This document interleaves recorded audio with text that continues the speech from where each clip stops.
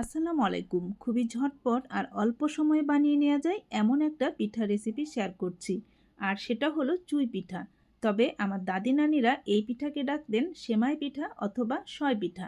এই পিঠা আমার মাও বানিয়ে খাইয়েছেন, তবে আমি প্রথমবার বানাচ্ছি। পিঠাগুলো আমার বানিয়ে নেওয়া হয়ে গিয়েছে। এখন আমি চুলায় প্রথমে প্যান বসিয়ে দিলাম আর এখন দিয়ে দিচ্ছি দুধ। আর এখানে আমি 1.5 লিটার দুধ ব্যবহার করছি। দুধটা কিন্তু আগে থেকেই আমার জাল করা আছে। এখন বলক আসলেই পিঠাগুলো দিয়ে দিব। আর এই পিঠাগুলো কিন্তু বানিয়ে 1-2 ঘন্টা রেখে দিলেও কিচ্ছু হবে না, এমন ঝরঝরেই থাকবে। এই পিঠাটা যেমন সুস্বাদু তেমন হেলদি। এই পিঠাতে উপকরণও লাগে খুবই কম। এখানে শুধু 3টা উপকরণ ব্যবহার করা হয়েছে: চাউলের গুঁড়ো, দুধ আর চিনি। পিঠাগুলো এখন দিয়ে দিলাম। 2টা বলক আসলেই পিঠাগুলো আমার হয়ে যাবে। 2টা বলক আসলেই এখানে চিনি দিয়ে দিব। আর চিনিটা আপনারা আপনাদের পছন্দ মতো ব্যবহার করবেন। এই পিঠাগুলো কিন্তু বাসায় থাকা উপকরণ দিয়েই বানিয়ে নেওয়া যায়।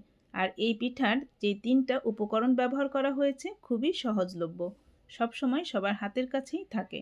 এখন দিয়ে দিব চিনি। চিনিটা দিয়ে একটা বলক আসলেই পিঠাটা আমার হয়ে যাবে।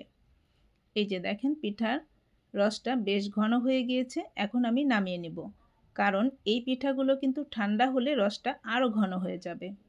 স্কিনে দেখে নিশ্চয়ই বুঝতে পারছেন পিঠার রসটা কতটা ঘন অবস্থায়। আমি চুলাটা বন্ধ করে দিয়েছি।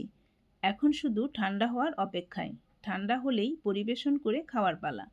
এই যে দেখেন, ঠান্ডা হওয়ার পর পিঠাটা কিন্তু আরও অনেকটা ঘন হয়ে গিয়েছে। দেখতে যেমন সুন্দর হয়েছে, খেতেও কিন্তু অসম্ভব মজাদার হয়েছে। আশা করছি আজকের রেসিপিটি আপনাদের কাছে অনেক ভালো লেগেছে। ভালো লাগলে অবশ্যই বাসায় ট্রাই করবেন। আর আপনাদের কাছে কেমন লেগেছে আমাকে জানাতে কিন্তু ভুলবেন না। আমার রেসিপিগুলো ভালো লেগে থাকলে প্লিজ একটি লাইক দিবেন। সম্ভব হলে ফ্রেন্ড এবং ফ্যামিলির সঙ্গে শেয়ার করবেন। যারা আমার রেসিপিগুলো ফেসবুক পেজ থেকে দেখেন, পেজটিতে লাইক দিয়ে ফলো দিয়ে দিবেন। আর যারা ইউটিউব চ্যানেল থেকে দেখেন, ইউটিউব চ্যানেলটি সাবস্ক্রাইব করে আমার পাশে থাকবেন। সবাই অনেক অনেক ভালো থাকবেন আর নিরাপদে থাকবেন। আমি এবং আমার পরিবারের জন্য দোয়া রাখবেন। আজ তাহলে এখানেই বিদায় নিচ্ছি। আল্লাহ হাফেজ।